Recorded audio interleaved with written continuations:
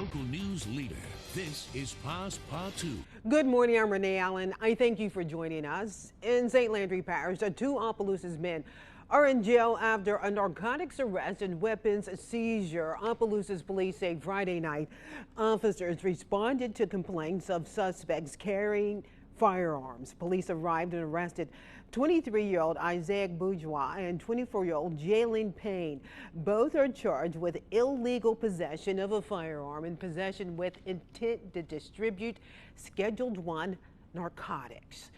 Meanwhile, a Rain man is in jail after Doosan police say he assaulted, get this, 2 police officers. Doosan police say an officer was driving home Friday night when he stopped to see a motorist and tried to help him out as their vehicle was blocking the roadway. So a deputy with the Acadia Parish Sheriff's Office also arrived. Now, when the officers tried to help the man inside that vehicle, he allegedly attacked them and tried to gain control of the officer's handgun. More deputies arrived and helped in the arrest of 29-year-old Brandon Carnage. No one was injured. He now faces multiple charges, including resisting an officer with violence and disarming a police officer. So candidates for governor have a wide range of issues to answer for. One topic will have major implications in their first year in office. The 0.45 sales tax that expires in about a year. Capitol reporter Shannon Hecht bringing us details of what this will mean for our state.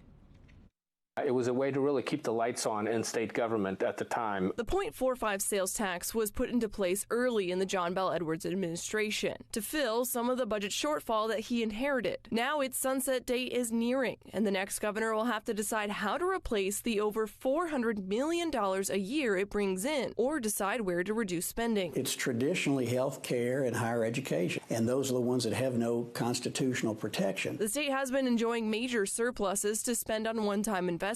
And while some believe this could be the new baseline, others say it is not promised. We should have a conversation about whether we want to fund these services with sales taxes or some other taxes. And that's a very important conversation to have because the sales tax does fall hardest on low and moderate income families. Sean Wilson and Hunter Lundy have said that they're for keeping the tax. Sharon Hewitt and John Schroeder say they want it to roll off. Stephen Wagisback and Jeff Landry want to focus on changing the tax system to help reduce pressure on taxpayers. And we promised the voters of this state and the people of this state that once we came out of this budget deficit, it would expire and roll off. Some at the Louisiana Association of Business and Industry want to focus on restructuring the sales tax code to make up the lost funds. And a lot of these things are now being enacted or transacted in their digital form, and we're not capturing that revenue we once captured. The ideas on how to replace the money or change in spending will be something legislators and the governor will have to start planning for early on. For your local election headquarters, I'm Shannon Hecht. In national news, the United Auto Workers Union expanded its strike against GM and Stellantis. Bradley Blackburn has the latest on the negotiations and how the strike could impact car owners. What do we want? Contract! From coast to coast, picket lines grew louder Friday. We're out here fighting for what we deserve. As the United Auto Workers Union turned up the heat on General Motors and Stellantis. It is time for us to be treated fairly. More than 5,600 workers joined the UAW strike Friday from 38 parts distribution centers. It means some car repairs could come to a screeching halt. We supply parts to the dealers, so dealers have a limited amount of supply they're not going to be able to repair cars or do maintenance on vehicles. They joined more than 13,000 union employees that were already striking at 3 plants in the Midwest. The union is demanding higher wages and better benefits and says car makers have seen record profits. We got 6% in pay increases. CEOs got 40% pay increases. Meanwhile, the companies have made billions and billions in profit, so the consumers are being price gouged by these companies. President Biden will travel to Detroit Tuesday to, quote, join the picket line and stand in solidarity with workers. Dealers say if the strike continues for months or expands further, car buyers may pay more. It could drastically affect business, and it could affect prices in the marketplace. GM and Stellantis claim they're bargaining in good faith, with GM calling the strike expansion unnecessary. Ford was not targeted by the new action because the union says they're making progress in negotiations. Bradley Blackburn, CBS News, New York. So let me bring you back home here. Prisoners at Angola filed a class action lawsuit over the conditions at the prison's farm. They say they are being forced to work in fields for little to no pay. Inmates say the conditions are, quote, cruel, degrading, and dangerous, with temperatures often surpassing the 100-degree mark. The lawsuit states the work is especially dangerous for people with disabilities or health conditions. Then our little ones, right? The Brent Hinckley Youth Leadership Program was held last week in Lafayette. The second class of 30 high school juniors, they're not little anymore, huh? Met at the Sheriff's Office Public Safety Complex. All students learned about the impact first responders have on the community. Officials say during the program, juniors had the opportunity to speak with the local law enforcement and also got a chance to tour the jailhouse. The goal of the day is to educate them on the services that all these various organizations provide and how we work together for the betterment of the community. So First Responders Day is the first of 9 sessions the students will attend throughout the school year. So a Lafayette man is in jail after trying to meet up with a 14-year-old girl he met online. The teen, however, was actually a predator nabbing group. News 10 Britt LaFonso brings us the KLFY exclusive details. So right now we are on our way to a Waffle House and we're meeting up with a man named Joseph who runs Predator Poachers. Basically, he's been portraying himself as a 14-year-old girl online and talking to an older man. Now this man wants to meet up with who he thinks is a teenager at the Waffle House tonight, and instead he's going to be meeting us, Joseph, and a detective.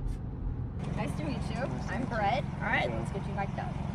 So we are going to be micing Joseph up, so whenever he's in there, we can hear everything that is happening from inside our car.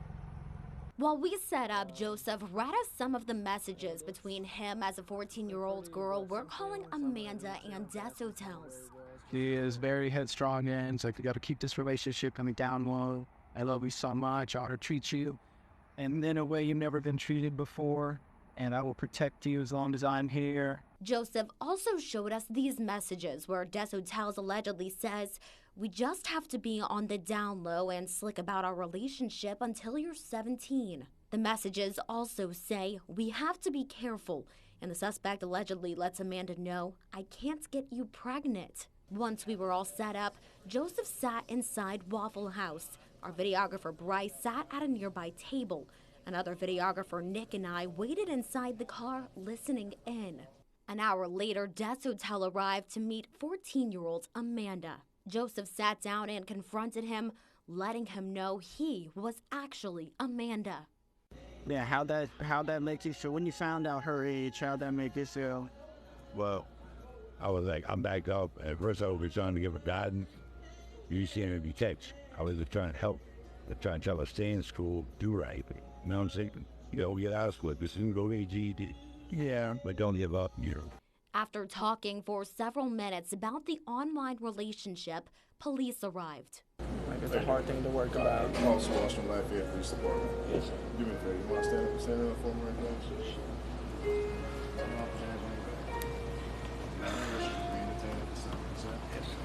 All right, let me see. Let me see. Let's take a walk.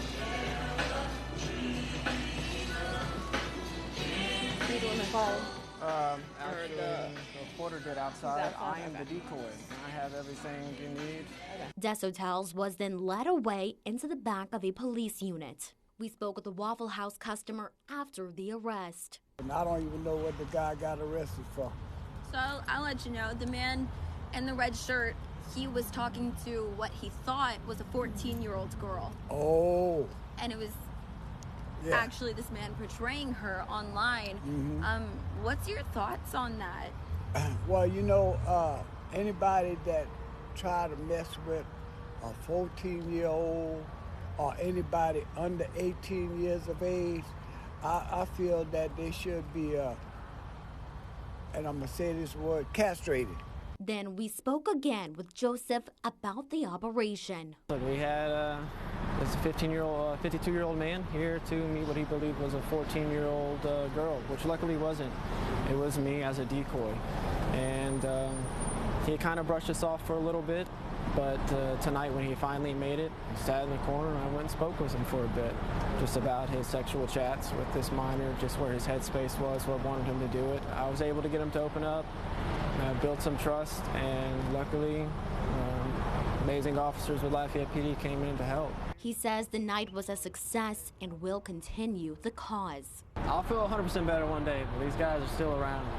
And plus, it teaches my kids to be careful. I want parents to know this is how easy it was. I didn't just get lucky the first time. These guys are out here. And this one's from Lafayette, in Lafayette. And it was incredibly easy, as seen here at the Waffle House. So, Ophelia yesterday, downgraded from a tropical storm to a tropical depression, continued to bring heavy rain, storm surges, and strong winds up and down the East Coast. The storm made landfall near a North Carolina barrier island Saturday morning with 70 miles, get this, per hour winds. Tropical storm Ophelia caused severe flooding in the coastal town of Belhaven, North Carolina, Saturday morning.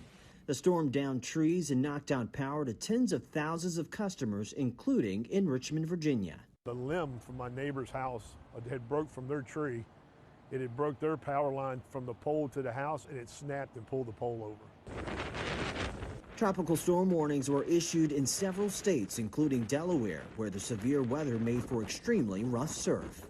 Heavy winds and intense rains here in Ocean City, Maryland is causing coastal flooding. As you can see along this residential waterfront property, the water down here is up to my ankles. Vacationers in Ocean City told us the storm was so powerful overnight, it woke them up. The wind was pretty intense. You could hear it coming against the window, and it was raining pretty good. Along New York's South Shore, some residents chose to brave the elements. Just out here enjoying it, and I miss summer. As the storm makes its way further inland, forecasters say the main concern over the next couple of days will be the threat of floods. Stefan Dingle, CBS News, Ocean City, Maryland. And here's the scene locally. This is Lafayette. We have, I'd say, partly cloudy skies, sunrise across Acadiana, a few storms off to our north, but so far it's quiet across our area. Look at this national map, 41 degrees in Denver, 40 in Casper, Wyoming. So we do have some cold weather somewhere across the nation. It just hasn't made it this far south yet. 76 in Lafayette, 75 in New Iberia. We have some storms off to the north now across northern portions of the state. These storms may try to make it southward later on today, so we'll have to watch this pretty closely. Some of these storms could contain gusty winds if they do make it this far south. Models yesterday were bringing this activity more across southeastern Texas, but it's across northern Louisiana, so it may try to dip in later on today. May not hold together either. Temperatures rising through the 80s and getting into the low to mid 90s this afternoon. Notice our future track doesn't really have that storm action holding together as it moves southward, but we could see a few isolated storms popping up across our area later on this afternoon. So we'll see if this model is indeed modeling things correctly. And then for tomorrow, it shows a good scattering of storms across the area. I'll say about 50 to 60% for the start of your work week. Now temperatures rising through the 90s. We'll be in the mid 90s later on today, falling back into the 70s tonight, and then right back in the mid 90s tomorrow. So definitely not feeling like fall. Yesterday was the first official day of fall, but we're still seeing mid 90s at least through the weekend. Now here's the upper level situation. We have this low pressure off to the north. One trough spins off of that and moves in for tomorrow. And then we have this piece of energy that just remains overhead through Tuesday, Wednesday, and Thursday. So as long as troughing is overhead, it means rising air. It means the atmosphere is more unstable. So we'll likely see storms, or at least a decent storm chance, Tuesday, Wednesday, and Thursday until a front moves in on Friday as moisture levels remain high across the region. Notice moisture gets pulled up to the north on Wednesday, but then drier air finally moving in for Friday and Saturday as the front pushes down into the Gulf of Mexico. So across the tropics, Tropical Storm Felipe continuing to work off to the west here, and it will be strengthening down the road. Looks like it could become a hurricane over the open waters of the Atlantic potentially, but it looks like it will be primarily temporarily working off to the north and staying an Atlantic system. So good news there. 94 your high today. Storm chances possible. Rain chance of about 30%. A southwesterly breeze at 5 to 10 miles per hour. I'll say about 50 to 60% for tomorrow. Highs in the lower 90s. Healthy storm chances Tuesday, Wednesday, and Thursday. We finally get a break from the rainfall, though, by Friday and Saturday. We can still use this rainfall, so it's not a bad thing. 90 degrees Friday and Saturday with sunshine and cooler morning starts in the upper 60s with that drier air across the area.